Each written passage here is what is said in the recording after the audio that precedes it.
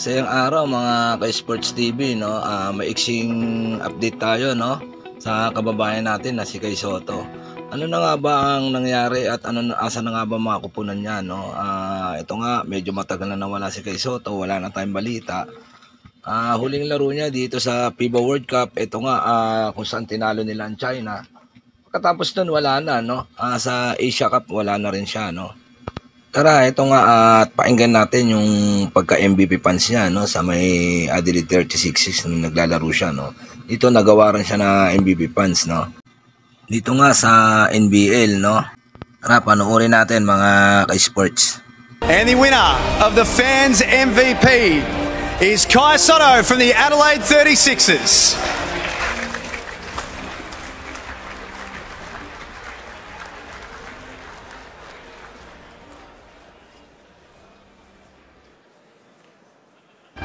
For the second year running, Kai Sotto has been celebrated as the fans' MVP.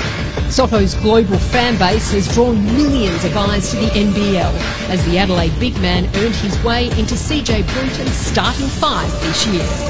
The highlights of the Filipino sensation once again attracted massive viewership online as he continues his dream to the NBA. Congratulations, Kai Sotto. Chemist Warehouse is a foundation partner of the league with the NBL since 2015. Thank you, Chemist Warehouse, for letting the fans choose their MVP.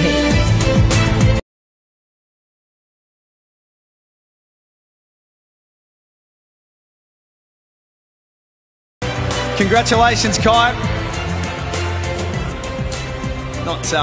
Ayun nga, hanggang dito na lang mga ka-Sports TV, no. Sana sa mga kababayan natin na Pilipino dyan, no, tuloy lang natin na suporta natin sa ating kababayan na si Kai Sotto.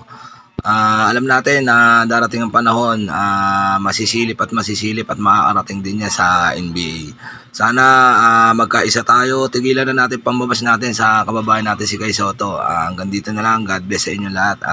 Yun nga mga ka-Sports TV, kung bago ka lang sa channel na to, paki-like at subscribe na rin ang channel na to para lagi ka update sa mga bidyong bagong ilalabas ko. Salamat sa inyo, God bless to all.